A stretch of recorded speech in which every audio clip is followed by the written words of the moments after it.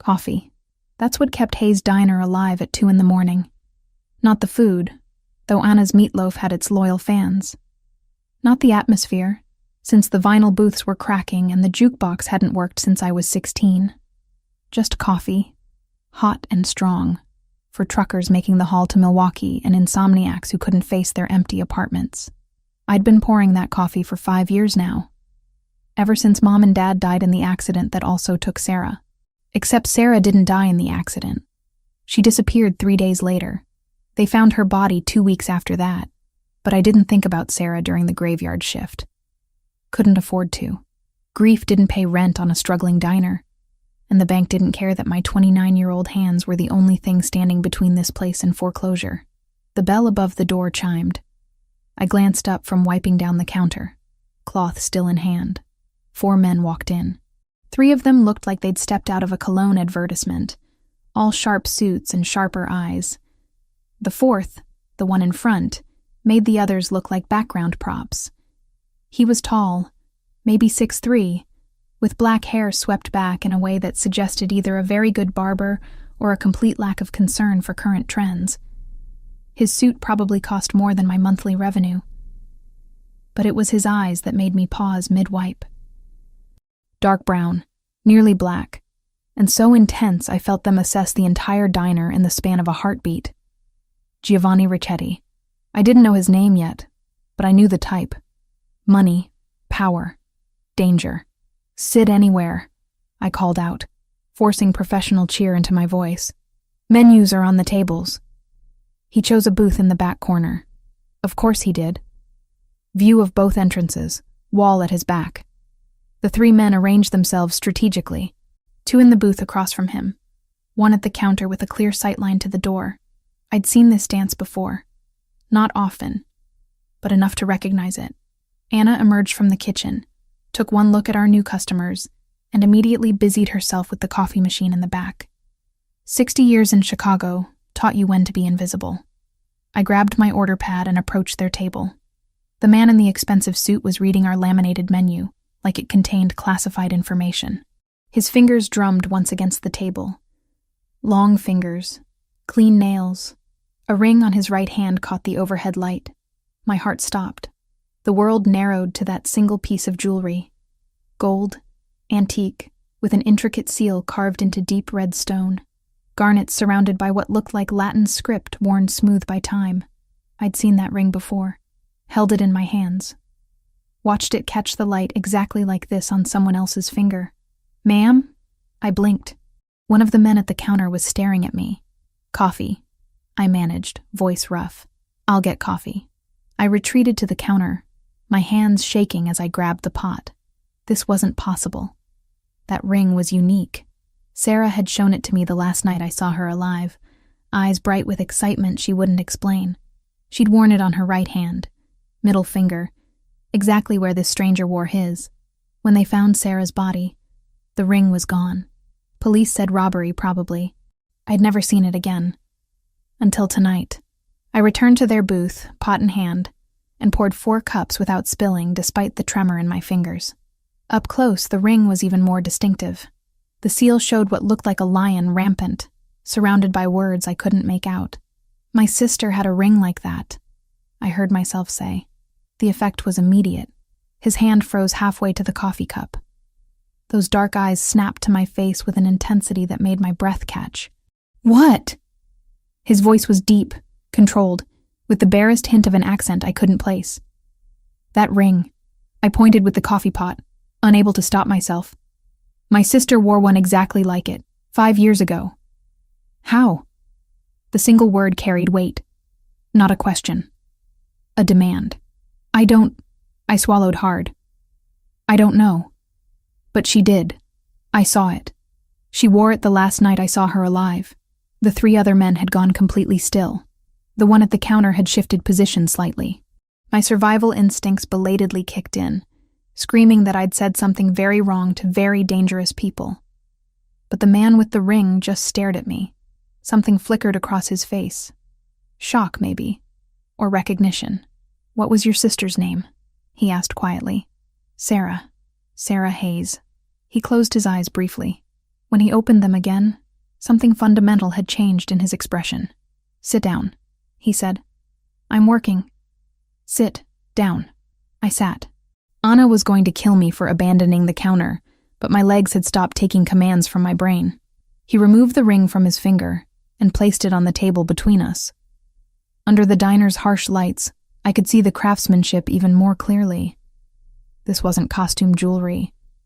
This was an heirloom. "This ring has been in my family for 300 years, he said. "It's one of a kind, hand-forged in Naples, brought to America by my great-great-great-grandfather. There is no other ring like this in the world." "Then how did my sister—" "6 years ago this ring was stolen from me." His jaw tightened. "Taken during an attack that killed 6 of my men. I thought it was lost forever." My mouth went dry. 6 of his men. This man commanded men. Had men who could be killed. "It reappeared 1 year later," he continued. "Someone left it on my desk. No note, no explanation. I never discovered who returned it or how they obtained it. The math assembled itself in my mind like puzzle pieces I didn't want to complete. 6 years ago, Sarah would have been 24. 1 year later would be 5 years ago. Weeks before she disappeared, your sister returned my family's ring," he said slowly, realization dawning in his eyes as he spoke. "Somehow she had it. And she gave it back. Sarah died 5 years ago," I whispered. "They found her body in the river. The police said—" "What did they say?" "Random violence. Wrong place. Wrong time." The official story had always felt incomplete, but what could I do? I was 24, drowning in funeral costs, and suddenly responsible for a failing diner. She'd been dead about 2 weeks when they found her. He picked up the ring, turned it over in his fingers. What was her full name? Where did she work? Sarah Elizabeth Hayes. She was a freelance translator. German, Italian, some Russian. She worked from home mostly, but sometimes clients hired her for in-person meetings. I heard my voice from a distance. Too calm for the conversation we were having. "Why are you asking?" "Because I think your sister died because of this ring," he said. "And I think I know who killed her." The coffee pot slipped from my fingers. It hit the table, bounced, rolled. He caught it with reflexes that seemed too fast, set it upright without spilling a drop. "I don't understand," I managed. "You don't need to understand." "Not yet." He pulled a card from inside his suit jacket, slid it across the table. Heavy cardstock, embossed. Just a name and a phone number. Giovanni Ricchetti. "But if you want answers about what really happened to your sister, call this number tomorrow, 9 a.m. "Who are you?" His mouth curved slightly. Not quite a smile. "Someone who owes your sister a debt. She returned something precious to my family. The least I can do is tell you why she died for it." He stood. The 3 men stood with him, a synchronized movement that spoke of long practice. He placed $200 bills on the table next to his untouched coffee. "For the coffee and the conversation," he said. "And Miss Hayes?" "Yes? Don't talk about this ring to anyone else. For your own safety." They left as quickly as they'd arrived. The bell chimed. The diner fell silent except for the hum of the ancient refrigerator. Anna appeared at my elbow. "You okay, honey?" "I don't know," I admitted. "I really don't know." The card lay on the table. Giovanni Ricchetti. Tomorrow, 9 a.m. I picked it up. The paper felt expensive between my fingers. Outside, a black SUV pulled away from the curb, taillights disappearing into Chicago's pre-dawn darkness. Sarah had worn that ring. I knew it with absolute certainty, and now the man who owned it was offering answers I'd spent 5 years trying to find. I tucked the card into my apron pocket. Tomorrow I'd call. I didn't sleep after my shift ended. Just stared at the ceiling of my studio apartment above the diner, watching dawn creep across the water-stained plaster. At 8:55 a.m., I sat on my ancient couch with Giovanni Ricchetti's card in one hand and my phone in the other. The smart thing would be to throw the card away. Pretend last night never happened. Men who traveled with bodyguards and paid $200 for coffee they didn't drink weren't the kind of men who improved your life. But Sarah's face kept appearing in my mind. Not as they'd found her, bloated and pale from 2 weeks in the river, as she'd been that last night. eyes bright with secret excitement. That impossible ring on her finger. I dialed at exactly 9 a.m. He answered on the first ring. Miss Hayes. How did you know it was me? I've been expecting your call. There's a car outside your building. Gray sedan. My driver will bring you somewhere we can talk privately. I moved to the window. Sure enough, a gray sedan idled at the curb. As I watched, the driver's side door opened and a man in a dark suit stepped out. He looked up at my window and nodded once. You've been watching my apartment? I've been ensuring your safety. There's a difference. His voice remained calm, almost gentle. The people who killed your sister may not appreciate you asking questions about her death. My stomach twisted. I haven't told anyone about last night. Good. Keep it that way. Will you come? Every instinct I'd developed growing up in Chicago screamed warnings. But curiosity, grief, and 5 years of unanswered questions drowned them out. Give me 10 minutes. I changed into clean jeans, and the one nice sweater I owned that didn't have coffee stains. The driver said nothing during the 20-minute trip through morning traffic, just drove with the competence of someone who'd done this route 1,000 times. We ended up in a warehouse district I vaguely recognized. Old industrial buildings converted into expensive lofts. The kind of neighborhood that gentrified 5 years ago and now hosted artisanal coffee shops next to former meatpacking plants. The driver pulled into an underground garage beneath one of the cleaner buildings. Giovanni waited by a private elevator, dressed more casually than last night. Dark slacks, white shirt with the sleeves rolled to his elbows, the ring back on his finger. Thank you for trusting me, he said. I don't trust you. I want answers. Something that might have been respect flickered across his face. Fair enough. This way. The elevator required a keycard. We rode up in silence. When the doors opened, they revealed not an apartment, but an office. File cabinets lined one wall. A massive desk dominated the center, flanked by computer monitors. Maps of Chicago covered another wall, marked with pins and colored strings like something from a crime drama. Welcome to the archives, Giovanni said. Everything my family has done in this city for the past 40 years is documented here, including the night 6 years ago when we were attacked and this ring was stolen. He moved to one of the file cabinets, pulled out a thick folder, and spread its contents across the desk. Police reports, autopsy photos, surveillance footage stills. I recognized the images before he said anything. Blood, bodies, violence documented in stark black and white. June 14th, 6 years ago. 2:30 a.m. His finger traced across a map. Warehouse on South Racine Avenue. My men were moving legitimate cargo, textiles imported from Italy. A rival organization ambushed us. 6 dead. Millions in property damage. And this ring, stolen from my hand during the chaos. I forced myself to look at the photos. The warehouse in the images was gutted, scorched. Who attacked you? The O'Sullivan family. Irish mob out of Boston, trying to establish Chicago territory. His jaw tightened. Their leader, Connor O'Sullivan, has spent the past 6 years attempting to destroy everything my family built. It became personal after that night. His son died in the attack. You killed his son? He tried to kill me first. I defended myself. Giovanni's voice carried no apology. Connor has never forgiven that. The war between our families intensified after June 14th, which is why I need you to look at something. He pulled up a map on one of the computer screens. Red pins marked one location, blue pins another. The red pin is the warehouse where we were attacked. Where does that look to you? I leaned closer. South Racine Avenue. The surrounding streets triggered recognition. That's near Bridgeport. Sarah had an apartment there when she first graduated college. She moved about 5 years ago, but my breath caught.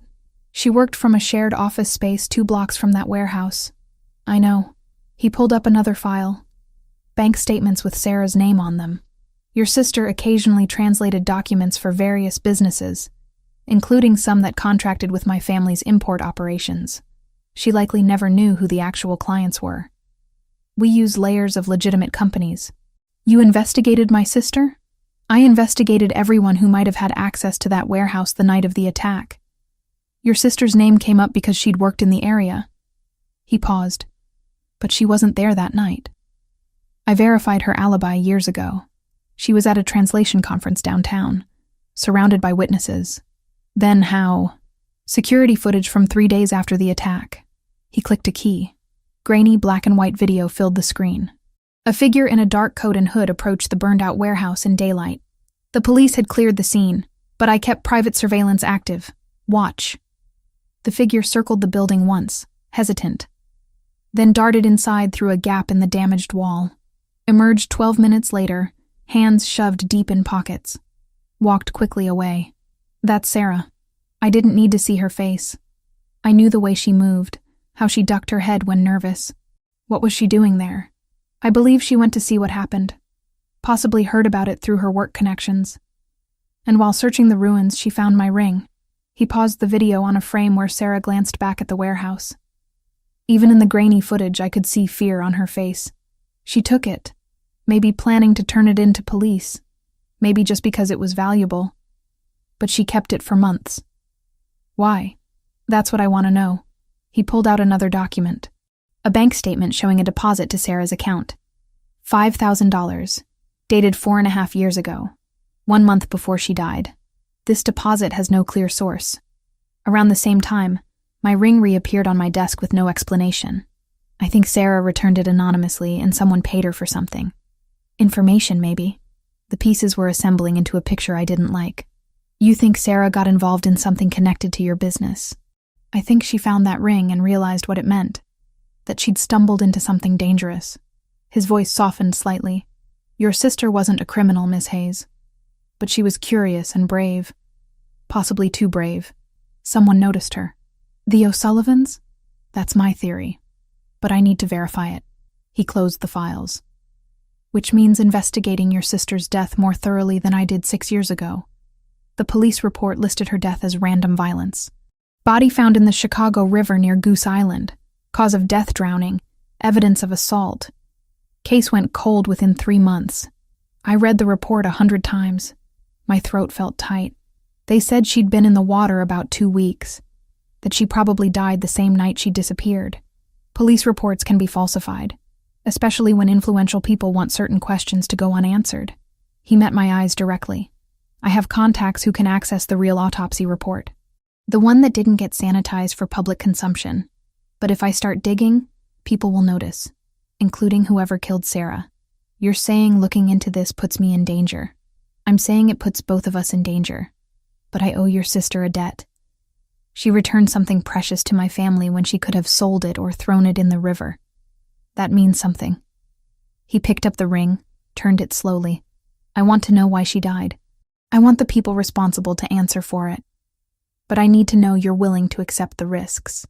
I thought about Sarah. Smart, careful Sarah who spoke 4 languages and dreamed of working for the UN. Sarah who died alone and afraid in a river while I was sleeping peacefully above the diner. What do you need from me? Everything you remember about her last few months. People she mentioned, places she went, anything unusual. He pulled out a clean notebook. And I need you to accept protection. If someone realizes you're Sarah's sister and that you're investigating, they might act. Protection meaning what? A driver. Someone watching your apartment and the diner. Nothing intrusive. He paused. Nothing you'll notice unless you look for it. And in exchange, I find out what really happened to your sister. I make sure whoever killed her faces consequences. His voice hardened. I keep you alive while we get answers. I should have walked away. Should have called the police. Gotten a lawyer. Done anything except trust a man who casually discussed falsified police reports and private surveillance. But the police had failed Sarah. The official investigation had led nowhere. And Giovanni Ricchetti, whatever else he was, had resources I didn't. Okay, I heard myself say. Tell me what you need to know. He opened the notebook. Start with the last time you saw her alive. So I did. I told him about Sarah's excitement that final night. The ring on her finger that she'd laughed off when I asked about it. About the translation conference she'd attended 2 days later. About how she'd seemed distracted, kept checking her phone, mentioned meeting a client about a big project. Giovanni took notes in precise handwriting, asked clarifying questions, cross-referenced details with files on his computer. By the time I'd finished, 3 hours had passed. This client she mentioned, he said slowly. Did she say what language? Russian, I think. She'd been studying it more seriously that year. Something dark crossed his face. Connor O'Sullivan has connections to Russian organized crime. If Sarah was translating for them, even unknowingly, he didn't finish the sentence. He didn't need to. Outside, afternoon sun slanted through the windows. Somewhere in Chicago, people were living normal lives, working normal jobs, not sitting in warehouse offices discussing their sister's murder with a man who probably had blood on his hands. "I'll have answers within 48 hours, Giovanni said. "My driver will take you home. Don't discuss this with anyone, not even your employee, Anna. The less people know, the safer everyone stays." And then what? Then we decide what to do with the truth. He stood, extended his hand. "Thank you for trusting me with this, Miss Hayes." His handshake was firm, warm. I noticed calluses on his palm, rougher than I'd expected from a man in expensive suits. Evidence of work I probably didn't want to know about. The driver took me home in silence. As we pulled up to the diner, I saw Anna through the window, prepping for dinner service. My normal life. Still waiting. But normal had ended the moment I saw that ring. I climbed the stairs to my apartment and found an envelope on my door. No markings. Just thick paper folded once. Inside, a single sentence in block letters. "Stop digging where you don't belong." My hands shook as I pulled out my phone and dialed Giovanni's number. He answered immediately. "What happened?" "Someone left a message on my door. A threat. I'm sending security now." "Don't leave your apartment." His voice had gone cold. "We're out of time. Whoever killed Sarah knows you're asking questions." The line went dead. I locked my door and sat on the couch, that threatening note on the coffee table. 48 hours, Giovanni had said. But I had a feeling we'd run out of time much faster than that. Security arrived in the form of a man named Sergio. Mid-40s, barrel-chested, with the kind of watchful calm that suggested military training. He examined the threatening note without touching it, then swept my apartment like he expected to find bombs in the coffee maker. "You're moving to a safe house tonight," he said. Not a suggestion, a statement of fact. "I have a business to run. You have a life to protect." His voice wasn't unkind. "Giovanni's already making arrangements. You'll keep your routine at the diner, but you'll sleep somewhere secure, non-negotiable." That was how I ended up in a high-rise apartment in River North with floor-to-ceiling windows, security cameras on every corner, and a panic button by the bed. The furniture was expensive and impersonal, corporate housing for people who needed to disappear temporarily. Giovanni showed up at 7 that evening with takeout from a Thai place that definitely didn't deliver to this address. He'd traded the suit for dark jeans and a black sweater that made him look younger, less intimidating, almost human. "I brought pad thai," he said, setting containers on the granite counter. "Sergio said you hadn't eaten since this morning." Sergio talks a lot for someone who barely says 3 words.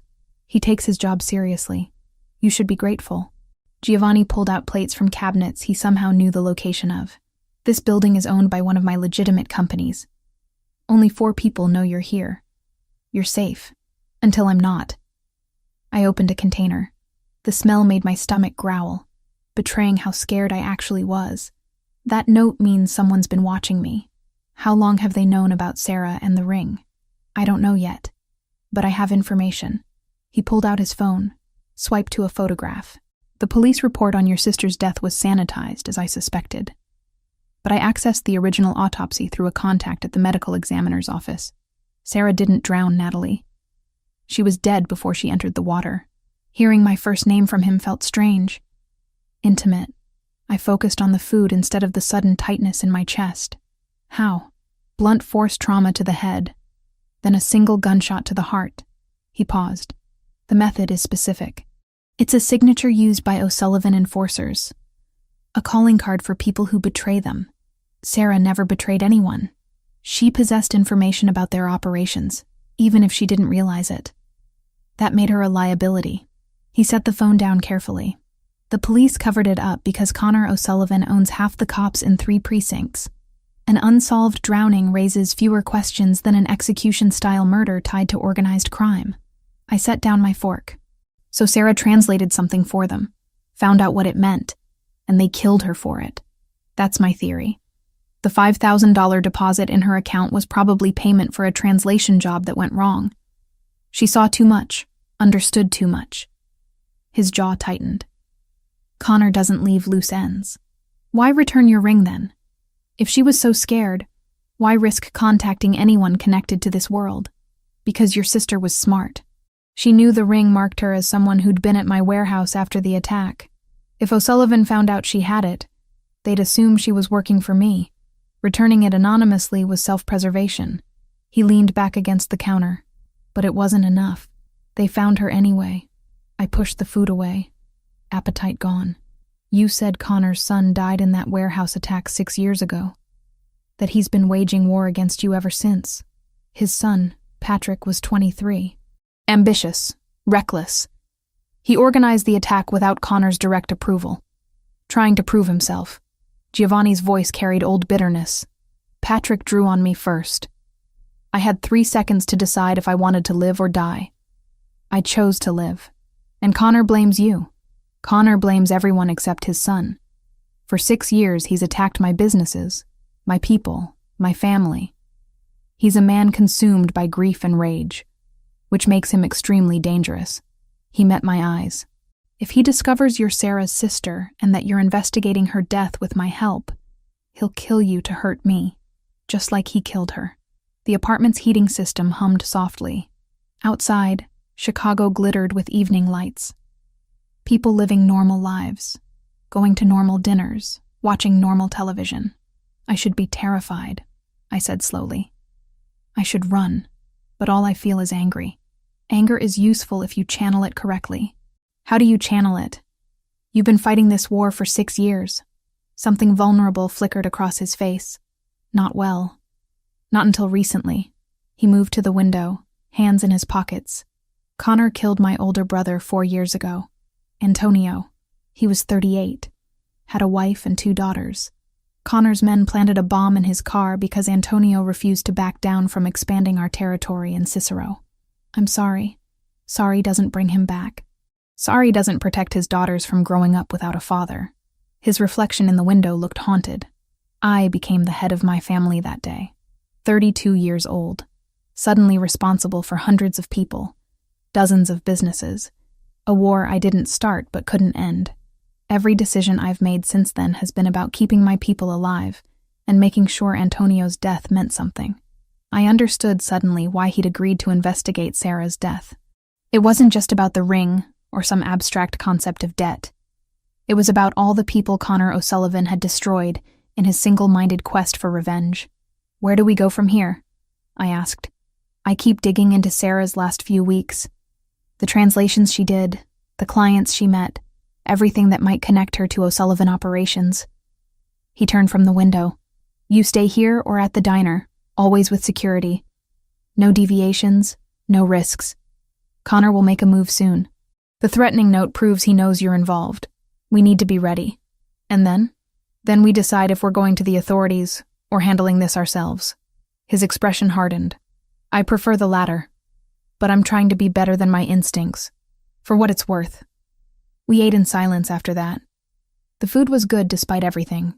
Giovanni insisted on staying until Sergio's shift started at midnight, doing work on his laptop at the kitchen counter while I pretended to watch television.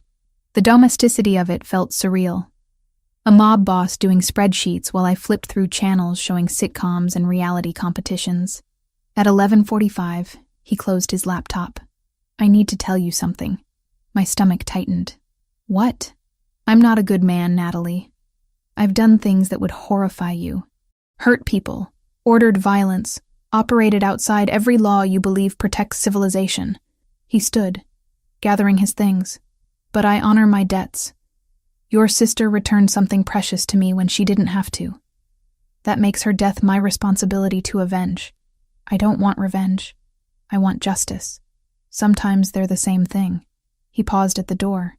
Sometimes they're not. When we find out which one this is, I need to know you can live with my methods. I don't know if I can. Then figure it out. Because once we start down this road, there's no turning back. His dark eyes held mine. Connor O'Sullivan doesn't forgive, doesn't forget, doesn't show mercy. If we're going to stop him, we need to be willing to fight on his terms. He left before I could respond. Sergio arrived 5 minutes later, taking up position in the building's lobby with a clear view of all entrances. I stood at those floor-to-ceiling windows, looking down at Chicago's nighttime landscape. Somewhere out there, Connor O'Sullivan was planning his next move. Somewhere out there, the answers to Sarah's death waited. I called Giovanni's number. He answered immediately. "I can live with your methods," I said. "As long as they lead to the truth." A pause. Then, quietly, "They will. I promise you that." The next 3 days passed in strange routine. I worked my shifts at the diner with a security detail positioned discreetly at the counter. Sergio or one of his team drove me between the safe house and work. Giovanni visited every evening with food and updates. He'd found the company that had contracted Sarah for Russian translation 5 years ago. A shipping firm that, when properly investigated, turned out to be an O'Sullivan front for moving contraband. Sarah had translated invoices and customs documents, probably never realizing the cargo manifests were fiction. She stopped working for them 3 weeks before she died, Giovanni explained over Chinese takeout on day 4. Filed a complaint with the contracting agency about suspicious requests. That complaint disappeared from their records, but I found a backup copy. What kind of requests? They asked her to deliberately mistranslate certain documents, make numbers match across different forms even when they didn't align. She refused. He pulled up an email on his phone. She sent this to her contact at the agency. "I believe I'm being asked to participate in illegal activity. I'm terminating this contract effective immediately." 2 days later, someone deposited $5,000 in her account from an untraceable source. Hush money, or a final payment with a threat attached. "Stop talking or else." His expression darkened. 3 weeks later, she died. Connor's people had 3 weeks to decide she was a risk they couldn't afford. Can we prove any of this? Not in a court of law. But I don't need a court. He met my eyes. I need you to decide what kind of justice you want. Legal or final. Before I could answer, my phone buzzed. Anna's name on the screen. I answered, heart already racing. "Natalie, honey, you need to come to the diner right now." Anna's voice shook. Someone broke in during closing. Tore the place apart. Left a message painted on the wall. What kind of message? It says, "Your sister should have stayed quiet. So should you." Giovanni was already moving, grabbing his jacket, phone to his ear calling Sergio. I followed, pulse hammering. The safe house suddenly felt like a trap instead of protection. Connor O'Sullivan had just declared open war, and somewhere in the back of my mind, beneath the fear and anger, a small voice whispered what I already knew. I couldn't live with walking away. Not anymore. Not when Sarah's death finally meant something more than an unsolved file in a cold case database. Giovanni's hand found mine as we rode the elevator down. His grip was steady, warm, anchoring. "We end this," he said quietly. "Together. Whatever it takes." I squeezed his hand back. Whatever it takes. The diner looked like a crime scene. Tables overturned, chairs smashed, the vintage jukebox my father had restored lying in pieces across the checkered floor. But the worst part was the wall behind the counter. Red paint dripped down in uneven letters 2 feet high. "Your sister should have stayed quiet. So should you." Anna sat in the only intact booth, wrapped in a blanket despite the warm night. 2 of Giovanni's men stood guard at the door, while Sergio photographed every angle of the destruction. "They waited until I left at 9, Anna said when I sat beside her. Her hands trembled around a cup of tea. I locked up, walked to my car like normal. Came back 20 minutes later because I forgot my reading glasses. Found this. Did you see anyone? A black truck drove past when I was coming back. No plates. Didn't think anything of it at the time." She squeezed my hand. "Honey, what's going on? This isn't random vandalism." Giovanni appeared before I could answer. He crouched in front of Anna, his voice gentle. "Ma'am, you're not safe here tonight. My men will drive you home and post security outside your house. Don't come to work tomorrow. Take a few days. This is about Natalie, isn't it? About her sister?" "Yes." He didn't elaborate. Didn't offer explanations Anna hadn't asked for. "I'm going to fix this, but I need you somewhere protected while I do." Anna looked at me. I nodded. She left with 2 security guards, still wrapped in that blanket. And suddenly the diner felt enormous and empty. Giovanni stood in the center of the destruction, slowly turning in a circle. They're escalating. The note on your door was a warning. This is a promise. A promise of what? That they'll destroy everything you care about until you stop asking questions. He pulled out his phone, took his own photographs. Connor's getting nervous. He wouldn't risk this kind of exposure unless he felt cornered. Good. Let him feel cornered. I grabbed a broom from the supply closet, started sweeping broken glass. The repetitive motion helped channel the rage burning through my chest. Natalie, stop. I'm cleaning my diner. You're in shock. He took the broom from my hands, set it aside. This isn't something you fix with cleaning supplies. Then what do I fix it with? Violence? Murder? My voice cracked. You keep talking about your methods, about making Connor pay, but I don't know how to be that person. I serve coffee. I make small talk with truckers at 3 a.m. I don't know how to fight a war. You don't have to fight it alone. His hand settled on my shoulders, steady and warm. That's what I'm here for. Why? The question burst out before I could stop it. Why do you care this much? Sarah returned your ring 5 years ago. That debt's paid. You could walk away. I could. His dark eyes held mine. But I won't. You want to know why? Because I'm tired of watching Connor O'Sullivan destroy innocent people. Because your sister deserved better than dying afraid and alone for the crime of being honest. Because you... He stopped, jaw tightening. Because I what? Because you remind me that not everything in this world is corrupt and brutal. That some people still believe in justice instead of revenge. His hands dropped. I've spent 6 years becoming someone I barely recognize. Someone who orders violence without flinching. Who makes decisions that cost lives. You make me want to be better than that. The confession hung between us. Outside, a siren wailed past. Inside, the diner's destruction seemed less important than the way Giovanni was looking at me. Like I was something precious and fragile. I'm not fragile, I said quietly. I'm scared and angry, but I'm not breakable. I know. That's what terrifies me. He stepped back, running a hand through his hair. Come on. Sergio's team will secure this place and document everything. We need to talk somewhere private. Back at the safe house, Giovanni spread new files across the dining table. I kept digging while you were working today. Found something that changes everything. He pulled out a document covered in Cyrillic text. This is a contract Sarah translated 5 years ago. The shipping company claimed it was for industrial machinery. Actually, it was for weapons. High-end military surplus being moved from Russia to the U.S. through Chicago. My stomach dropped. Sarah helped them smuggle weapons? Sarah translated words on a page without understanding context. But then she got smart. Started researching the companies listed in the contracts. He pulled out printouts with highlighted sections. She found connections between the Russian suppliers and known criminal organizations. Found inconsistencies in the paperwork that proved the cargo manifests were fraudulent. And she kept evidence. She kept everything. Probably planning to go to authorities once she had enough proof. His expression darkened. But O'Sullivan's people were monitoring her. They discovered she was documenting their operation. That's when they paid her $5,000. Blood money. A test. To see if she'd take payment and walk away quietly. When she didn't, when she terminated her contract and filed that complaint, they had their answer. He pulled out one final document. An email, partially redacted. I found this on a server O'Sullivan thought was secure. It's from one of his lieutenants to Connor directly. I read the visible portions. Translator problem resolved. No loose ends.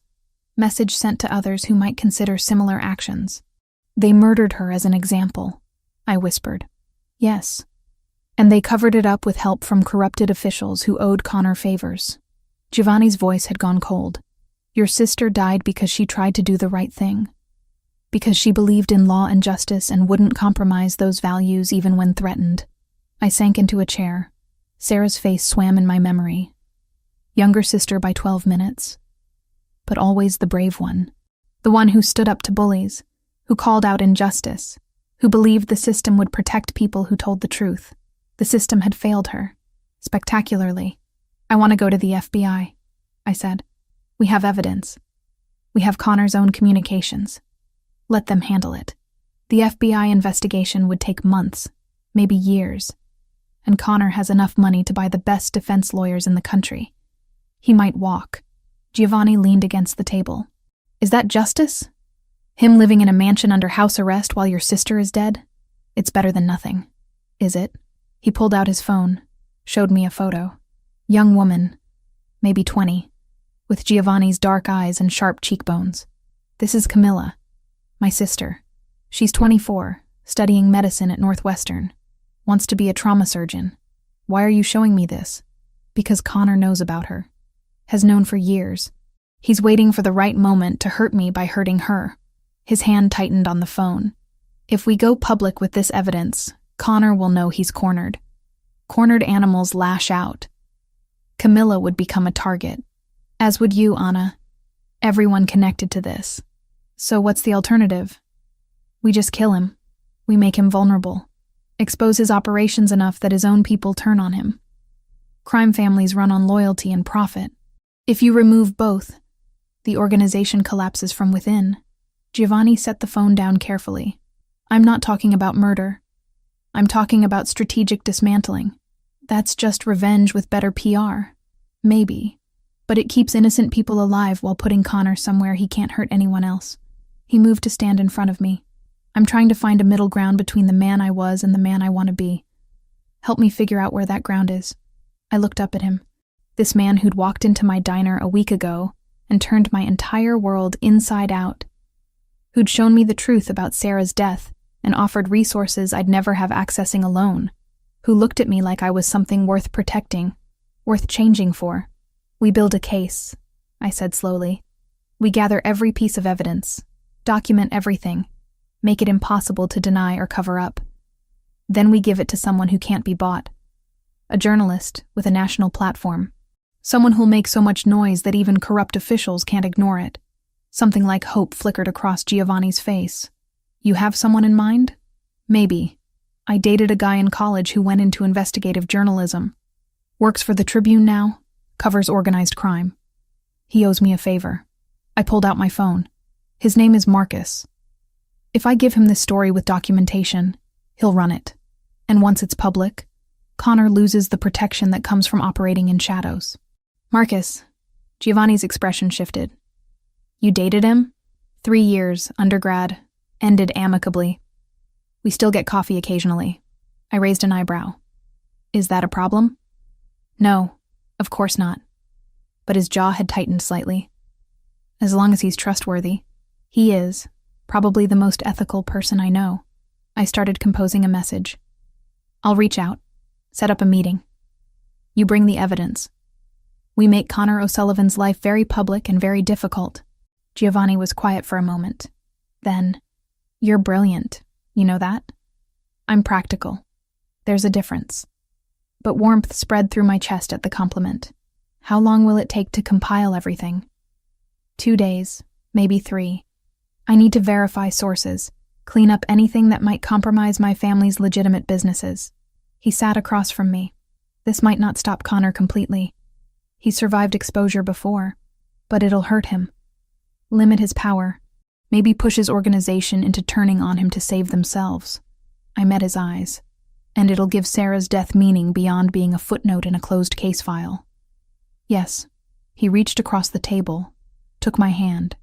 His palm was warm, calloused, steady. Thank you, for finding a better way than my instincts wanted.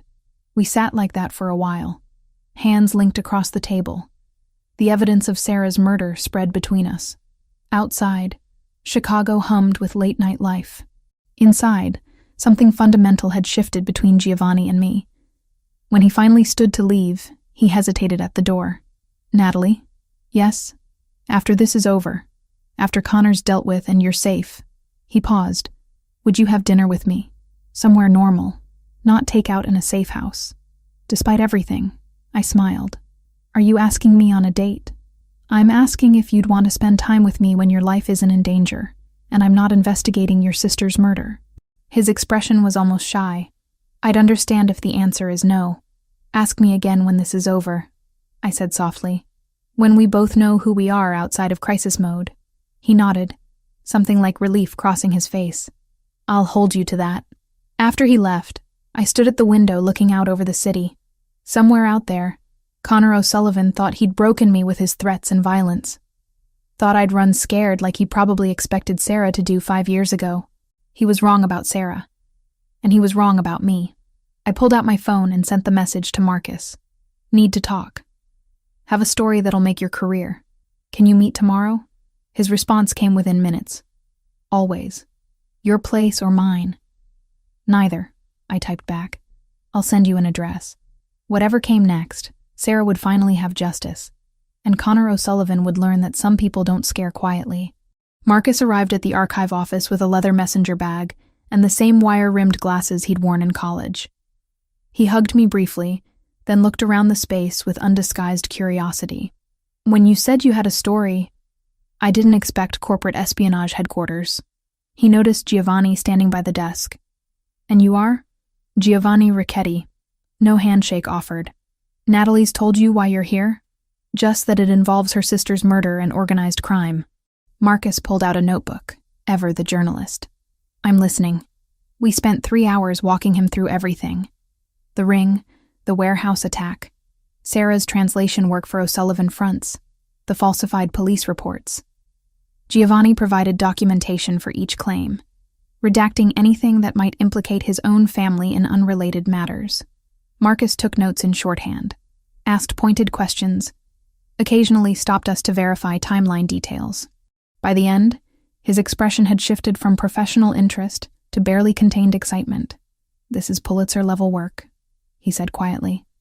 If I can verify even half of these documents, Connor O'Sullivan goes down. His entire organization collapses. How long until you can publish? Giovanni asked. 2 weeks minimum. I need to confirm sources, get legal approval, maybe reach out to federal contacts for comment. Marcus glanced between us. You understand that once this goes public, there will be retaliation.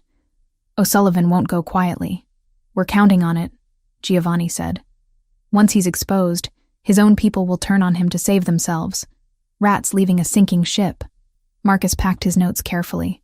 Natalie, can I talk to you outside for a minute? Giovanni's jaw tightened, but he nodded. I followed Marcus to the hallway. Are you safe with him? Marcus asked without preamble. Giovanni Ricchetti isn't exactly known for charity work. His family runs half the port operations in Chicago through questionable means. I know what he is. I also know he's the only reason I'm still alive. I kept my voice low. Connor O'Sullivan killed Sarah, Marcus. Executed her and covered it up. Giovanni's helping me get justice. At what cost? I don't know yet, but it's worth it. I met his concerned gaze. Print the story. Make Connor pay for what he did. That's all I'm asking. He hugged me again, tighter this time. Be careful. You're playing in a world that doesn't forgive mistakes. After Marcus left, Giovanni was quiet. We drove back to the safe house in tense silence. Finally, as we pulled into the garage, he spoke. You care about him. Marcus, I did once. Not anymore. Not like that. I turned in my seat. Are you jealous? I don't get jealous. I get territorial. The corner of his mouth lifted. There's a difference. Not really. Fair point. He killed the engine. For what it's worth, I'm trying not to be the kind of man who controls who you talk to or sees threats in old relationships. Trying is good. Keep trying. We were laughing when his phone rang. Sergio's name on the screen. Giovanni answered, expression shifting instantly to something cold and focused. When? How many casualties? A pause. Lock down the warehouse district. Full security on all family properties. I'm on my way. He ended the call. O'Sullivan hit one of our storage facilities an hour ago. Burned it to the ground. 2 of my men are dead. The warmth between us evaporated. I'm coming with you. Absolutely not. Those men died because Connor knows we're building a case against him. I need to see what we're dealing with. I grabbed my jacket. I'm not asking permission. For a moment, I thought he'd argue. Instead, he just nodded tersely. Stay close to me. Do exactly what I say. Understood? The warehouse was still smoldering when we arrived. Fire trucks lined the street, firefighters working to contain flames that had already consumed most of the structure. Police cars blocked traffic, Officers taking statements from witnesses who probably saw nothing useful. Giovanni's men stood in a tight cluster away from official attention. Sergio approached as we exited the car, his expression grim. Both dead were on perimeter patrol. Throats cut. Professional work. Attackers used the bodies as distraction, hit the warehouse while we responded to finding them. He handed Giovanni a phone. They left this on one of the bodies. Giovanni checked the phone. His jaw tightened. He showed me the screen. A text message. "Stop helping the Hayes girl or your sister is next." "Camilla," I whispered. "She's in class at Northwestern right now. I've got 6 men surrounding her who she doesn't know exist." But his hands shook slightly as he pocketed the phone. "Connor's never directly threatened her before. This is new. Because he's scared. We're getting too close. Or because he's decided scorched earth is his only option." Giovanni turned to Sergio. "Pull everyone back to defendable positions. Family properties only. Nothing exposed. And get Camilla to the estate. I don't care if she has exams. She's not safe at school." Sergio moved immediately. Giovanni stood watching the warehouse burn, flames reflected in his dark eyes. "I should have anticipated this," he said quietly. "Should have known Connor would escalate. You can't predict everything. I can try. Those men had families. They trusted me to keep them safe." He pulled out his phone, made a call, spoke in rapid Italian to someone on the other end. When he finished, his expression had hardened into something frightening. "I'm moving assets, consolidating power. If Connor wants war, he'll get it. That's not the plan. Marcus needs time to publish. Marcus has 2 weeks. I have hours before Connor hits another target." He turned to me. "You're going back to the safe house. Non-negotiable. I need to handle this without worrying about your safety. I can help. You can stay alive. That's how you help." His voice gentled slightly. "Please, Natalie. I can't think clearly if I'm terrified Connor's going to grab you off the street." I wanted to argue. Wanted to insist I wasn't helpless. But 2 men were dead, and Giovanni's sister was being threatened, and my presence complicated his ability to protect everyone else. "Okay, but you check in every 2 hours. I need to know you're safe too." Something softened in his expression. "Deal." Sergio drove me back while Giovanni coordinated response to the attack. The safe house felt more like a prison than protection, but I forced myself to stay put. Every news alert on my phone showed the warehouse fire. Speculated about gang violence. Quoted police sources about ongoing investigations into organized crime. Giovanni called at 6 p.m. "Camilla's secure at the estate. She's furious with me for pulling her out of school, but alive and protected. That's what matters. How are you holding up?" "I've had better days, but I've also had worse." Background noise suggested he was mobile, probably in a car. O'Sullivan hit 2 more properties this afternoon. A gambling operation in Greektown and a legitimate restaurant in Little Italy. No casualties this time, just property damage. He's trying to provoke me into retaliation. Will you retaliate? Silence. Then, I'm trying not to. Trying to be the man who waits for Marcus's story to destroy Connor legally. But it's difficult when my people are dying and my sister is threatened. I know, but we're so close. 2 weeks and this ends the right way. 2 weeks feels like a lifetime when you're waiting for the next attack. He exhaled slowly. "I need to go. Security briefing in 5 minutes. I'll call you later." He didn't call later. At 11 p.m., Sergio called instead. "There's been an incident. Camilla's car was ambushed leaving the estate. She's alive but injured. Giovanni's at Northwestern Memorial with her now." My hands went numb. "How bad?" "Gunshot wound to the shoulder, through and through, missed major arteries. She'll recover." His voice hardened. But O'Sullivan made his message clear. "Nobody connected to Giovanni is safe. I'm coming to the hospital. Giovanni said you'd say that. He also said absolutely not. The hospital might be under surveillance. I don't care. Get me there or I'll take an Uber." Sergio knew a losing battle when he heard one. We arrived at Northwestern Memorial 40 minutes later. Giovanni stood outside a private room, still wearing clothes stained with what I realized was blood. His sister's blood. He looked up as I approached. Whatever mask he usually wore had shattered completely. What remained was raw fear and barely contained rage. "She was just driving to dinner with friends," he said, voice hollow. 6 men protecting her. They still got close enough to shoot. I didn't say anything, just wrapped my arms around him. He stood rigid for a moment, then collapsed into the embrace, face buried against my shoulder. His breathing was uneven, hands gripping my jacket like I was the only thing keeping him upright. "I can't lose her too," he whispered. "Antonio, my parents, so many friends. I can't lose Camila. You won't. She's going to be okay. This time. What about next time? Or the time after that?"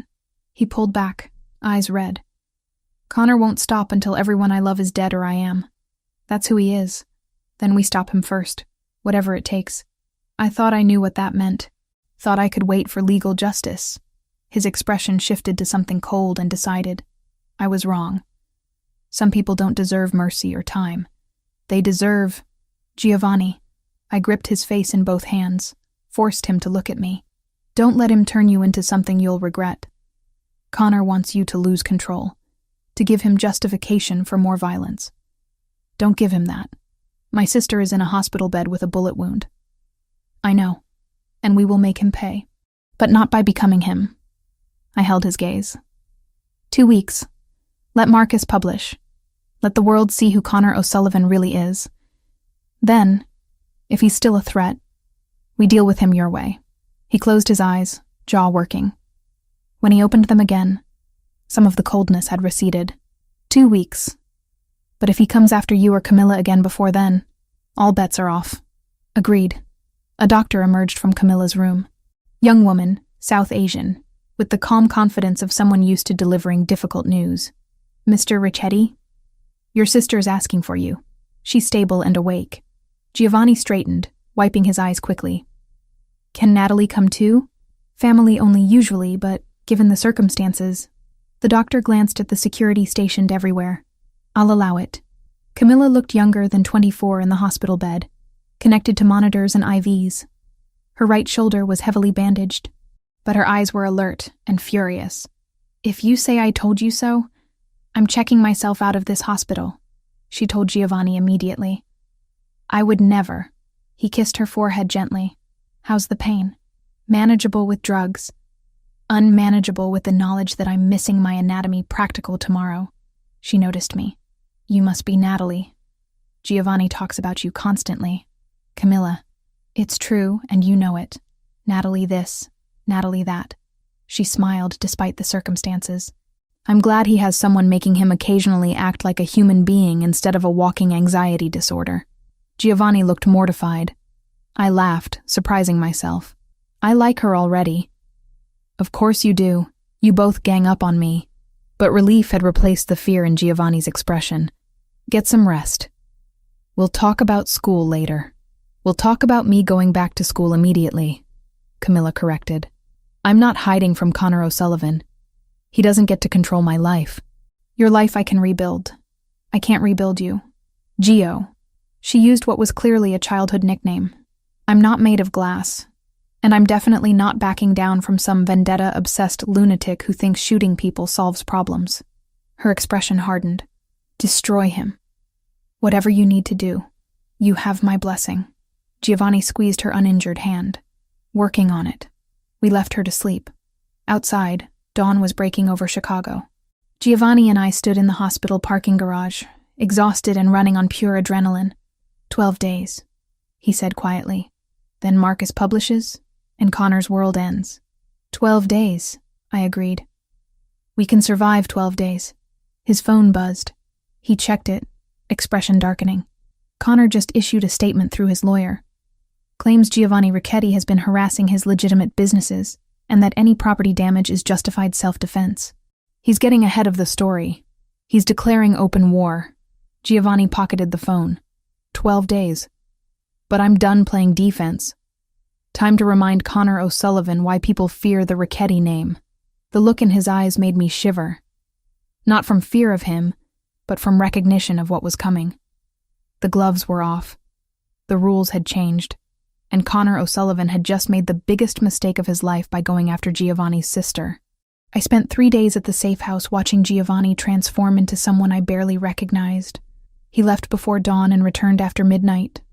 Clothes rumpled, eyes hollow, The few times we spoke, his voice carried an edge that hadn't been there before. "We're bleeding resources," he told me on day 3, pouring whiskey he didn't drink. "Connor's hitting supply lines, bribing my contacts, turning minor associates against me. By the time Marcus publishes, I might not have an organization left to protect. So we speed up the timeline. Marcus needs another 9 days minimum. Then we find another way to hurt Connor. Something that doesn't involve waiting." I closed my laptop where I'd been researching Connor's known associates. There has to be a weakness we can exploit. Giovanni sat heavily on the couch. His accountant, Thomas Riley, handles all the money laundering through legitimate fronts.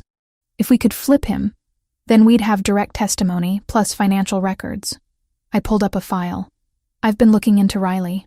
He's got a family, wife, 2 kids in private school. No criminal record before he started working for Connor, meaning he's not loyal to the life, he's loyal to the paycheck. Giovanni leaned forward, some energy returning to his voice. If we offer protection and immunity, he might take it. How do we approach him without Connor knowing? We don't. I do. He pulled out his phone. Sergio's been tracking Riley's movements. He picks up his daughter from ballet every Thursday at 6 p.m. Tomorrow's Thursday. That's not enough time to plan properly. It's all the time we have. Connor's closing in. Either we act now or we lose the advantage. He stood, already making calls. "I'll handle the approach.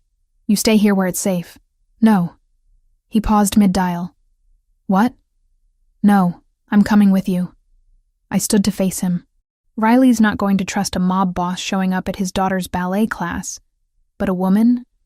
Someone who looks normal and unthreatening? That's different. Absolutely not. If something goes wrong, you'll need someone who can talk to civilians without terrifying them. I crossed my arms.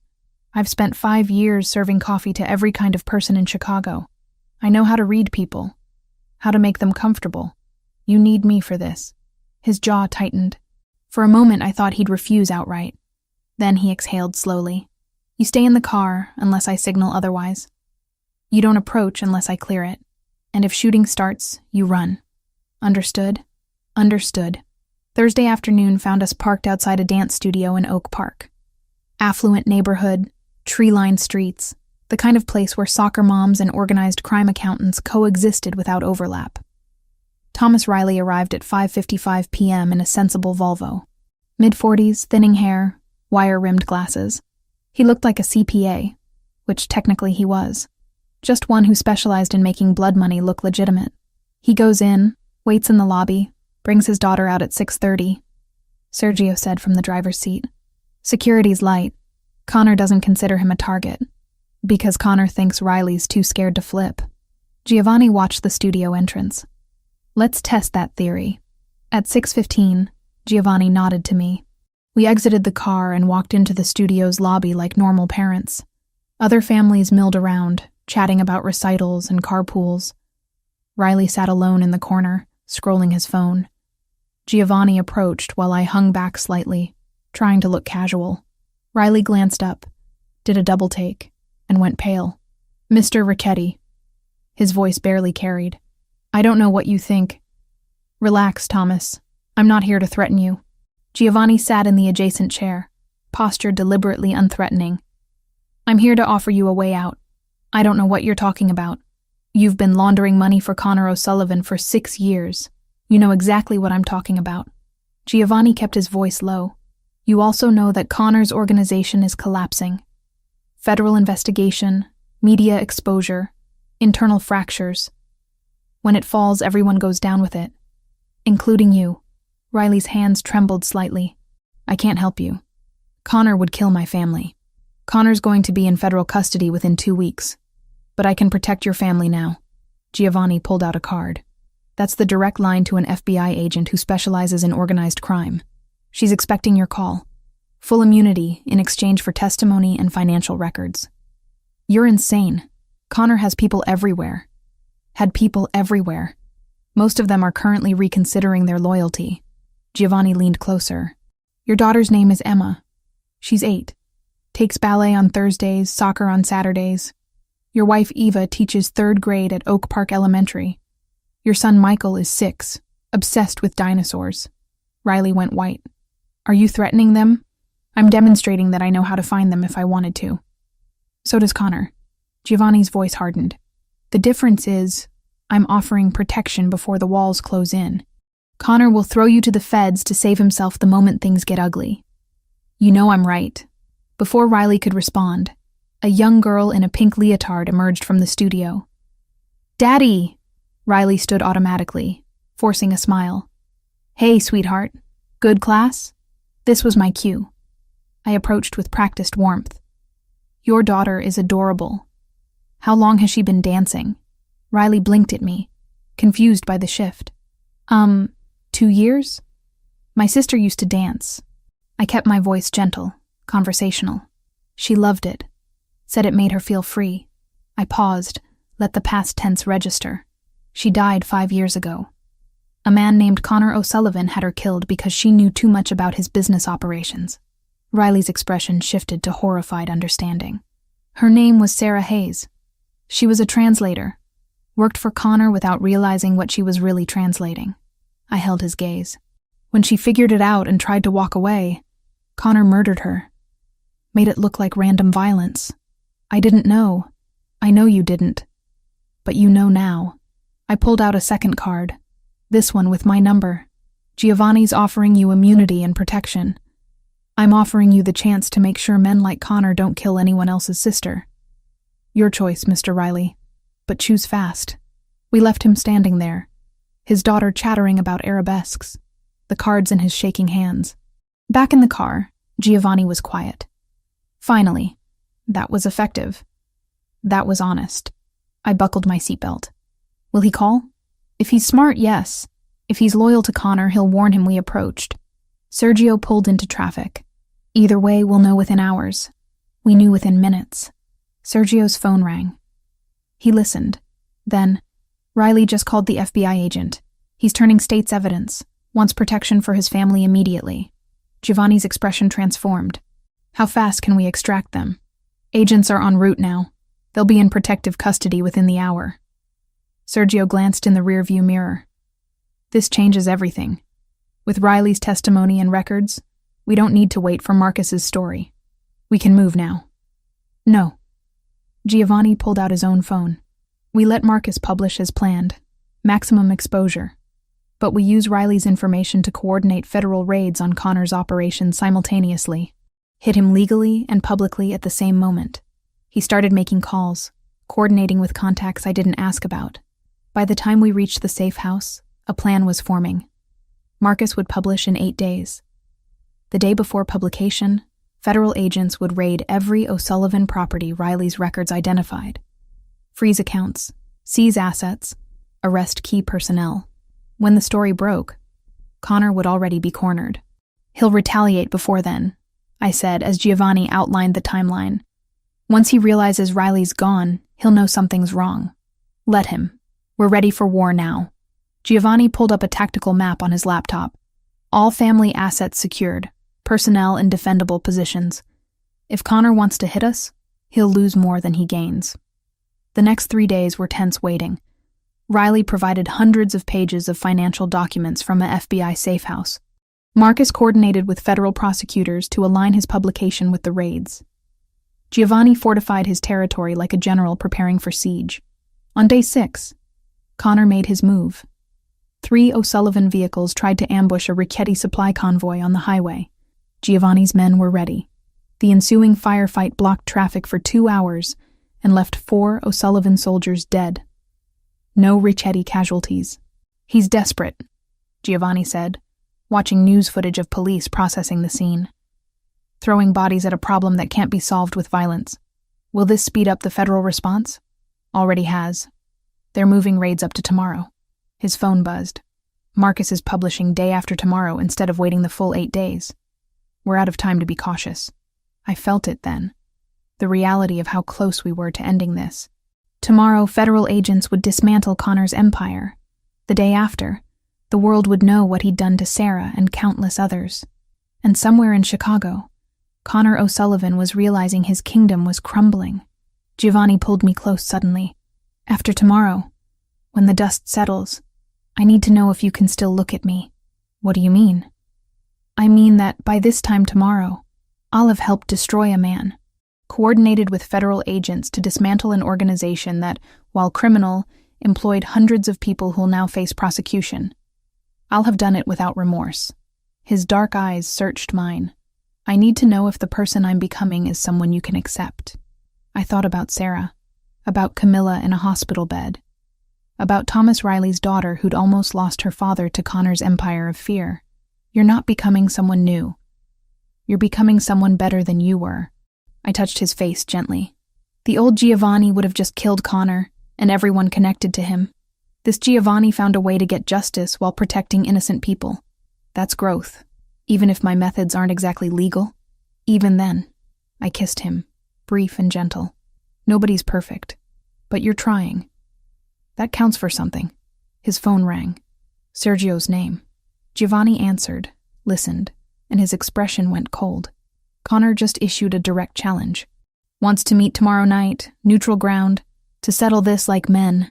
He set the phone down carefully. "It's a trap. Has to be. Or it's a desperate man trying to maintain some illusion of control," I said slowly. "Either way, it's an opportunity." "To do what?" "To end this face-to-face. Let him think he has power. Then watch federal agents arrest him in real time while we're watching." I pulled up the raid timeline. The raids start at 6 a.m. tomorrow. By 8 p.m. when Connor wants to meet, his entire operation will be in federal custody. He just won't know it yet. Giovanni stared at me. Then he started laughing, genuine and surprised.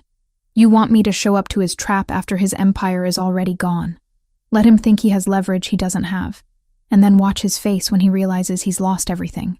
I smiled. "Call it psychological warfare. It's brilliant. It's also insane and dangerous. So is everything else we've done." I held his gaze.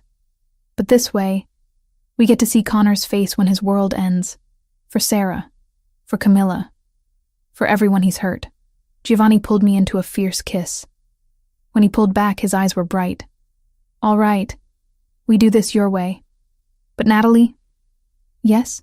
If anything goes wrong tomorrow, if there's even a hint of danger, you run. Promise me." "I promise." But even as I said it, I knew the truth. I was done running. Done being the person who let dangerous men dictate terms. Tomorrow, Connor O'Sullivan's reign would end, and I was going to make sure I was there to watch it fall. The federal raids began at 6:02 a.m. I watched them unfold on news feeds from the safe house, coffee growing cold in my hands. Agents in tactical gear swarming warehouses, offices, residential properties. Helicopters circling. Reporters scrambling to cover breaking news about the largest organized crime bust in Chicago history. Giovanni stood at the window, phone pressed to his ear, coordinating with contacts across the city. "How many arrests so far?" Pause. "Good. And the accounts?" Another pause. "Frozen. All of them. Excellent." By noon, federal authorities had arrested 47 people connected to Connor O'Sullivan's organization, seized 12 properties, frozen assets worth an estimated $70 million. Connor himself remained at large, but his empire was burning. Marcus's story went live at 2 p.m. I read it 3 times, throat tight. He'd documented everything. Sarah's murder, the falsified police reports, the weapons trafficking, the money laundering, quotes from federal prosecutors, statements from Thomas Riley about the systematic corruption, photos of documents proving Connor's involvement, and at the center of it all, Sarah, her picture from college graduation, bright-eyed and optimistic, the story Marcus told about her courage, her integrity, her death. "She would have liked this," I said quietly, seeing her name attached to something that mattered. Giovanni read over my shoulder. "She got justice. That's what matters." His phone rang. He checked the screen, expression hardening. "It's Connor," he answered on speaker. Connor O'Sullivan's voice came through rough and barely controlled. "You destroyed everything. My businesses, my people, my legacy. You destroyed yourself. I just helped speed the process." Giovanni's voice carried no sympathy. "We still meeting tonight? Or are you too busy running from federal warrants?" Oh, we're meeting. 8 p.m., the old steel mill on Goose Island. You remember it, Ricchetti? Where you killed my son? Where your son tried to kill me and failed. Giovanni's jaw tightened. I'll be there. But understand this, Connor. You lost. This meeting changes nothing. We'll see about that. The line went dead. I looked at Giovanni. The steel mill is where Patrick died 6 years ago, where this all started. He set the phone down carefully. Connor wants closure on his terms. One final confrontation where he gets to play the aggrieved father. It's definitely a trap. Absolutely. Which is why I'm bringing 30 men and enough firepower to start a small war. He pulled me close. You're staying here. I know you want to see this through, but I'm coming. I cut him off firmly. Connor threatened me, vandalized my diner, killed my sister. I deserve to see this end. Natalie, you once told me I wasn't fragile. Prove you meant it. I held his gaze. I'm not asking to be in the line of fire, but I'm asking to be there. Please. He struggled with it. I saw the war in his expression between protection and respect. Finally, he nodded. You stay in the vehicle, armored, with Sergio and 2 other guards. You don't exit unless I give the all clear. Understood? Understood. We arrived at the old steel mill at 7:45 p.m. The place was a skeleton of rusted metal and broken windows, abandoned for decades. Perfect location for an ambush. Giovanni's men secured perimeter positions while Sergio parked our SUV with clear sight lines to the main entrance. Connor arrived at 8:03 p.m. Just 3 vehicles, maybe a dozen men. Significantly less force than Giovanni had brought. Either Connor was genuinely alone, or his backup was hidden extremely well. Connor himself looked like a man who'd aged 10 years in 2 days. Late 50s, gray hair unkempt, expensive suit wrinkled. He stood in the center of the mill's main floor, spotlit by the setting sun through broken skylights. Giovanni exited our vehicle. Sergio tensed but didn't stop him. I watched through bulletproof glass as Giovanni crossed the open space, stopping 20 feet from Connor. Their voices carried in the empty space, echoing off metal walls. 6 years, Connor said. 6 years I've waited for this moment. To watch your empire crumble like you made mine crumble. Your empire crumbled because you built it on violence and corruption. Mine still stands. Giovanni's posture was relaxed but ready. Whatever you're planning, it won't change what happened today. Federal agents have everything. Riley gave them everything. Riley was always weak. Just like you're weak. Connor's voice shook. You took my son from me. My only child. Do you understand what that's like? Watching your legacy die? Your son tried to murder me. I defended myself. Giovanni's voice hardened. And for 6 years, you've responded by killing innocent people, including a 24-year-old translator who just wanted to do honest work. Sarah Hayes. Connor laughed bitterly. She stuck her nose where it didn't belong, just like you, just like everyone who's ever crossed me. I couldn't stay silent anymore. I opened the vehicle door despite Sergio's protest. Sarah was my sister. My voice rang out across the empty space. Both men turned. She was brilliant and kind, and she died because of you. Connor's expression twisted. The waitress. I should have killed you when I had the chance. You should have. But you were too busy playing games. I walked forward slowly, aware of Giovanni's tension but unable to stop. You wanted revenge so badly that you destroyed yourself getting it. Now you have nothing. No organization, no money, no future except prison. I have this. Connor pulled a gun from his jacket. Everything happened in seconds. Giovanni moved toward me. Connor's arm came up, and I saw it. The red laser dot on Connor's chest from somewhere in the rafters. A sniper Giovanni had positioned hours ago. But the shot didn't come from the rafters. It came from behind Connor. One of his own men, weapon raised, fired twice. Connor jerked, stumbled. The gun fell from his hands. Federal agent, the man announced, pulling credentials. Connor O'Sullivan, you're under arrest for murder, racketeering, weapons trafficking. More agents emerged from positions I hadn't noticed. They'd been here all along, waiting. Connor collapsed to his knees, blood spreading across his shirt from what looked like shoulder wounds. Non-lethal. Deliberately placed. Giovanni reached me, pulled me behind him protectively. But the danger had passed. Agents swarmed Connor, weapons trained, reading him his rights as he bled and swore. "You set this up," I said quietly to Giovanni. "You knew the feds would be here. I suggested it might be a good place to arrest him safely, away from civilians." Giovanni kept his eyes on Connor. "I wanted you to see him caught, but I also wanted to make sure nobody else died tonight. This way, everyone goes home." Connor was screaming now, about lawyers and rights and corruption. The agents hauled him to his feet, wounds already bandaged by a tactical medic. As they dragged him past us toward waiting vehicles, his eyes locked on Giovanni. "This isn't over. I'll find a way. It's over." Giovanni's voice was final. "You lost. Your organization is dismantled.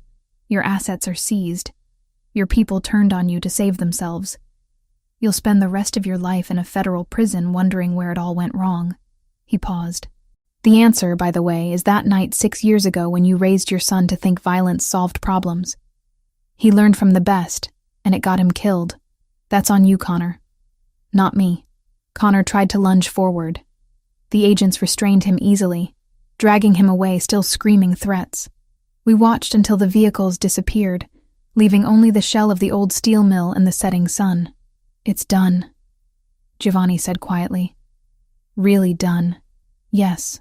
I leaned against him, exhausted. What happens now? Now the legal system handles Connor. He'll face trial, probably get life imprisonment given everything Riley and others are testifying to. Giovanni turned to face me. "And we figure out what life looks like without a war hanging over us." 3 months passed before life resembled anything close to normal. The federal trials dominated news cycles. Connor was convicted on 17 counts and sentenced to life without parole. His remaining organization fractured completely, absorbed by other families or dismantled by authorities. Giovanni kept his word about restructuring.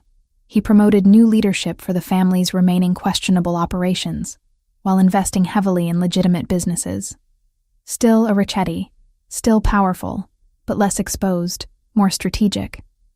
I reopened Hayes' Diner with insurance money and a generous loan from Giovanni that I insisted on repaying with interest. He'd offered to just buy the building and gift it to me. I'd threatened to break up with him if he tried. "We're dating now," he'd asked, amused. "If you're going to be in my life, we're doing it properly, which means I keep my independence and you respect it." He'd agreed.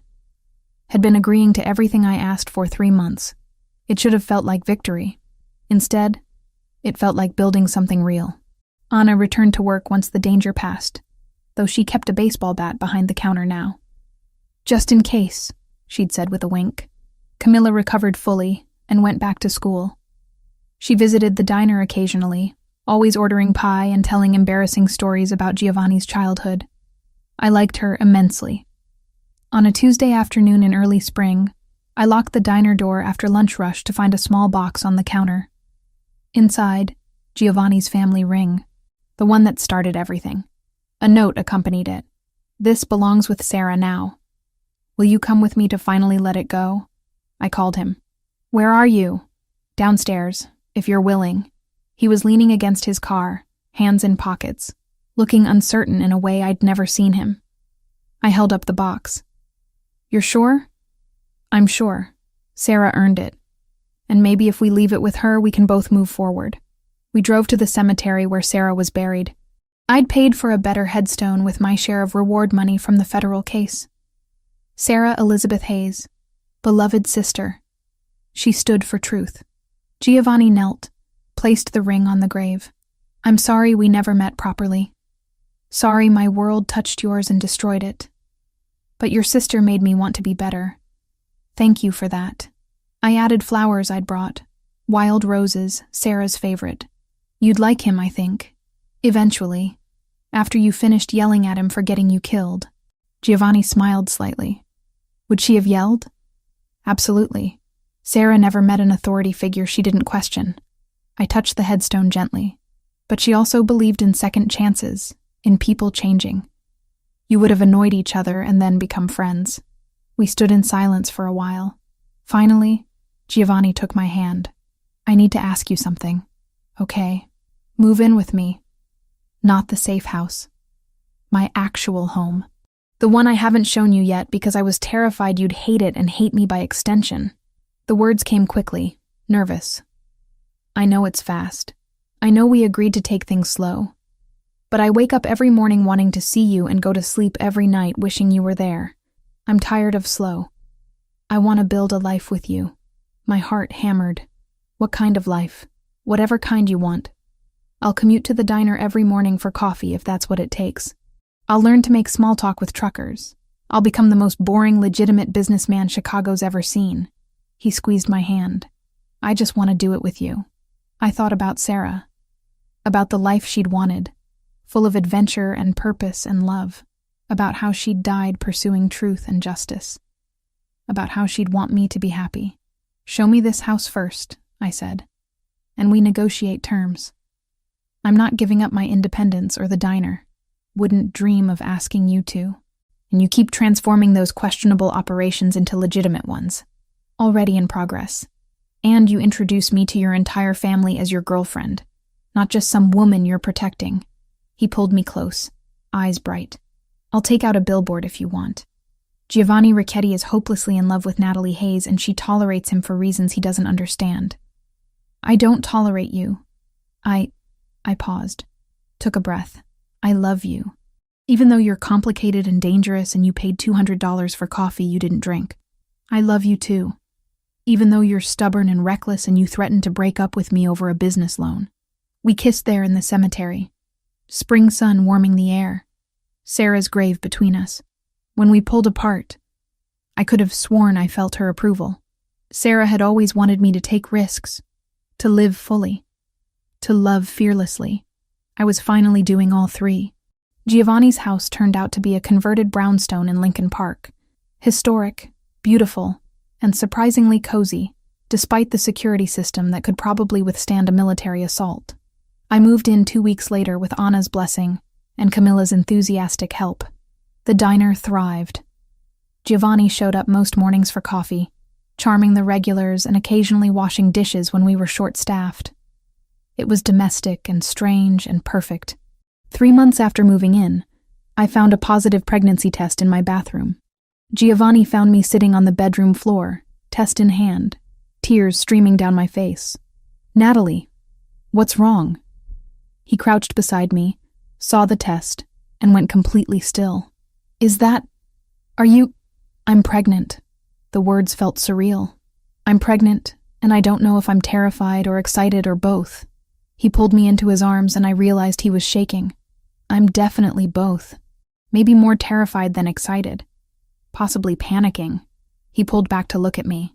Are you okay? Do you want this? I think so.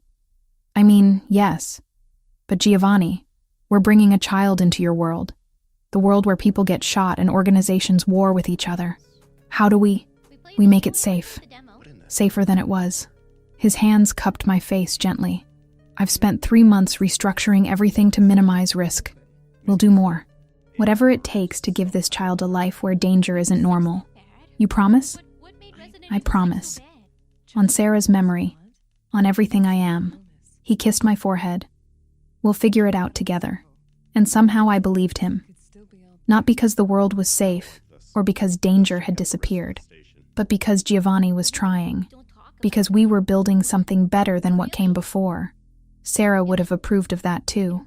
Giovanni's reaction to the pregnancy evolved through distinct stages. First came the terror.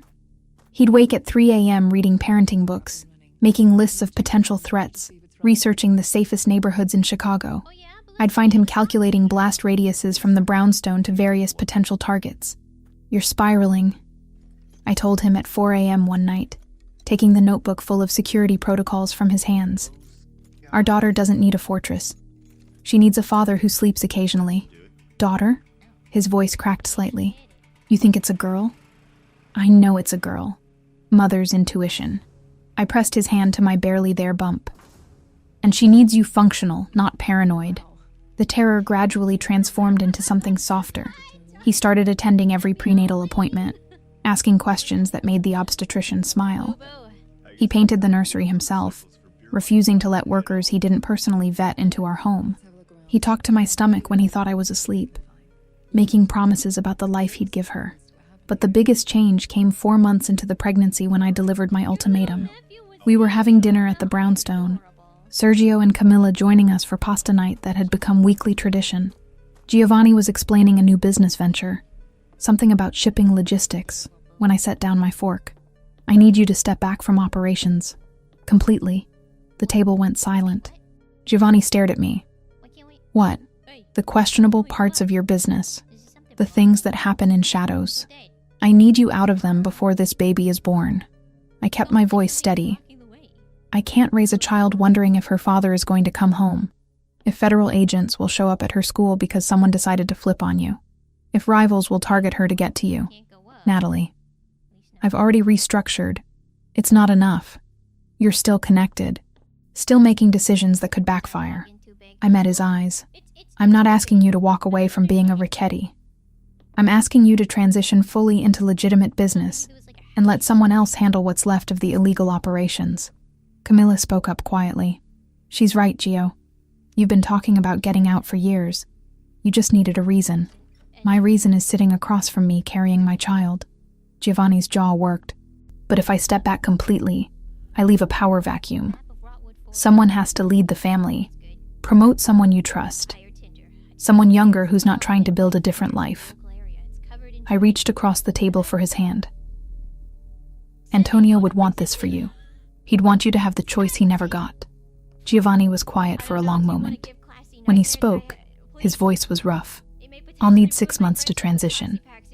Find the right person. Ensure loyalty. Make sure the change doesn't cause instability. You have 4. She's due in 5. You're negotiating using our unborn daughter as leverage. I'm negotiating because I love you and I want decades with you, not years cut short by violence. I squeezed his hand. Choose us. Please. He chose us. The next 4 months were chaos. Giovanni identified his successor, a sharp 32-year-old named Luca, who'd been running their Boston operations with brutal efficiency and surprising diplomacy. The transition was announced to family leadership at a meeting I didn't attend, but heard about later. Some resistance, some relief. Universal respect for Giovanni's decision. They think you're going soft, Camilla told me over coffee at the diner. I told them you're actually the scariest person any of us know, because you made Giovanni Richetti choose family over power. I didn't make him do anything. I just gave him permission to want something different. That's what makes it scary. She grinned. Also, I'm absolutely going to spoil this baby outrageously. Fair warning. By month 7, Giovanni's involvement in anything questionable had reduced to occasional advisory calls with Luca. He threw himself into legitimate ventures instead, expanding the family's import business, investing in real estate, even exploring tech startups. It was strange watching him transform into someone who attended city council meetings and charity galas. You look good in a tuxedo, I told him at a fundraiser for the children's hospital. Very respectable mob boss turned philanthropist. Former mob boss. Present tense philanthropist who's completely out of his depth at these events. He tugged at his bow tie. How do you talk to these people? They're terrifying. They're rich donors. You've negotiated with actual criminals. Criminals are more straightforward. They tell you what they want. These people talk in circles about quarterly projections and impact metrics. He spotted Camilla across the room, waved. Your sister is better at this than I am. Camilla's better at everything social. That's why she'll be an excellent doctor. I rubbed my very pregnant belly. Are you ready for this? Really ready? For fatherhood? No, absolutely not. I'm terrified I'll break her or raise her wrong or fail to protect her from everything. He placed his hand over mine on my stomach. But I'm trying to be ready. That has to count for something. It counted for everything. Our daughter arrived on a Tuesday in October, 3 weeks early, and with enough drama to announce her Richetti heritage. 20 hours of labor. Giovanni nearly passing out twice. Camilla in scrubs because she'd convinced the hospital to let her observe as part of her medical training.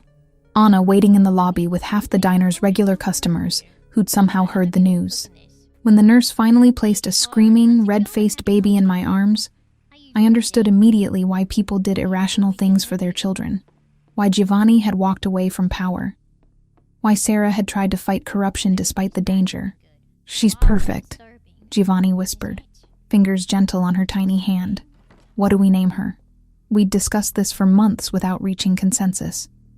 But looking at her now, the answer was obvious. Sophia, after your mother. I touched her dark hair, already thick, and Sarah as a middle name. Sophia Sarah Ricchetti. Giovanni's eyes went bright. You're sure? I'm sure. Your mother deserves to be remembered. And Sarah, my throat tightened. Sarah deserves to be part of the good that came from all of this. He kissed my forehead, then Sophia's. Thank you. For her. For everything. The first month of parenthood was chaos. Sophia had her father's intensity and my stubborn refusal to sleep on any predictable schedule. Giovanni approached fatherhood like a military operation. Spreadsheets tracking feeding times and diaper changes. Research about developmental milestones. Baby-proofing that would have impressed security consultants. You can't bubble wrap the entire house, I told him at 2 a.m. while nursing Sophia. She needs to be able to live. She can live in a safe environment. There's a difference. But he was smiling when he said it, exhaustion and joy mixing in equal measure. By month 3, we'd found a rhythm. Giovanni handled morning duties so I could sleep after overnight feedings. I took afternoons while he worked on legitimate business from a home office.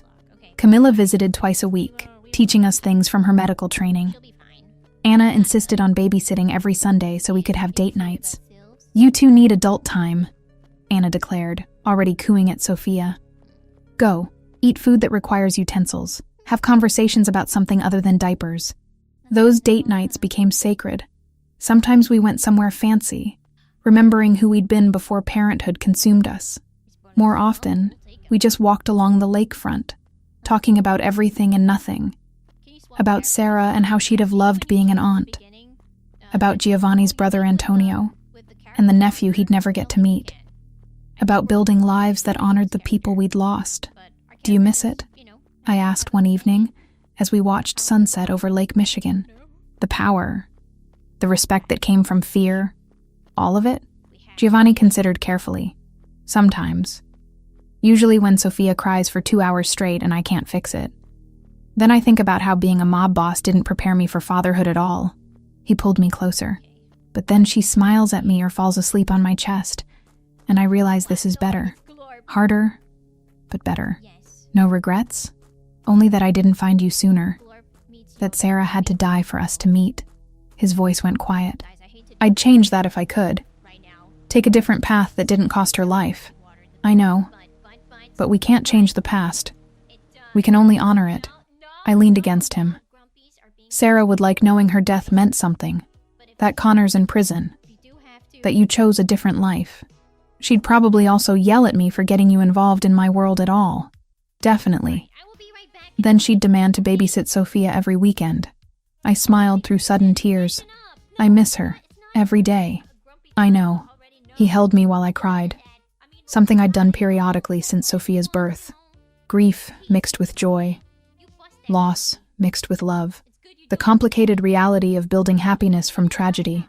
6 months after Sophia's birth, I returned to the diner part-time. Giovanni had offered to hire full-time staff, so I wouldn't have to work, but I'd refused. The diner was mine. My connection to my parents, to Sarah, to the life I'd built before everything changed. I wasn't giving it up. So Giovanni learned to operate the espresso machine. Camilla covered occasional shifts. Anna remained the backbone of the operation. And I brought Sophia with me sometimes, letting her sleep in a bassinet behind the counter while I poured coffee for truckers and regulars who'd known my family for decades. She's going to grow up smelling like coffee and hearing stories about the weird 3 a.m. crowd, I told Anna one afternoon while Sophia napped. Sounds like a good childhood to me. Anna adjusted Sophia's blanket gently. Your parents would be proud, honey. Of this place, of how you survived everything, of that beautiful baby. And Sarah? Sarah would be beside herself with joy. Probably spoiling Sophia rotten and teaching her Italian curse words to horrify Giovanni. Anna smiled. But mostly she'd be proud you found love in spite of everything. That you chose to be happy. On a random Thursday when Sophia was 8 months old, Giovanni showed up at the diner during lunch rush with flowers and a nervous expression. "We need to talk," he said. My stomach dropped. "That's never a good opening." "It's good, I promise. Can you take a break?" We sat in our usual booth while Anna watched Sophia in the counter. Giovanni pulled out a small box, set it on the table between us. "I know we've been doing this backwards.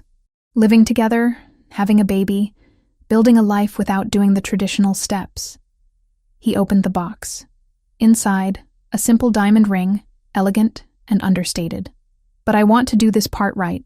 Natalie Hayes, will you marry me?" I stared at the ring.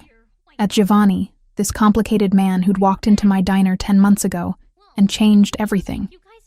Who'd helped me find justice for Sarah. Who'd transformed his entire life because I'd asked him to. Who woke up at 3 a.m. to soothe our daughter and made terrible dad jokes and loved me with an intensity that still took my breath away. "Yes," I said. "Obviously yes." He slipped the ring on my finger, and the diner burst into applause. I turned to find Anna crying, several regulars grinning, and Sergio, who I hadn't noticed, enter, looking suspiciously emotional. "You planned this," I accused Giovanni.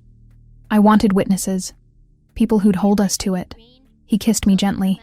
"Also, Anna threatened to ban me from the diner if I didn't propose properly with flowers and everything." "I absolutely did," Anna called from behind the counter.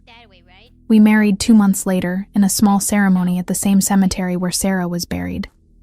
Camilla stood as my maid of honor. Sergio was Giovanni's best man.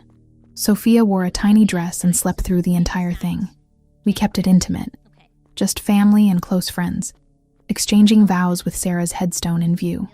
"I take thee, Giovanni Ricchetti, former criminal mastermind, current legitimate businessman, forever Sophia's terrified but devoted father," I said when it was my turn. Laughter rippled through our small gathering. "To have and to hold, even when you're ridiculous about baby-proofing. To love and to cherish, because you chose to be better, for as long as we both shall live." Giovanni's voice was rough when he spoke. "I take thee, Natalie Hayes, waitress extraordinaire, fierce advocate for justice, the scariest person I've ever met in the best way. To have and to hold, especially during 3 a.m. feedings. To love and to cherish, because you make me want to deserve you. For as long as we both shall live."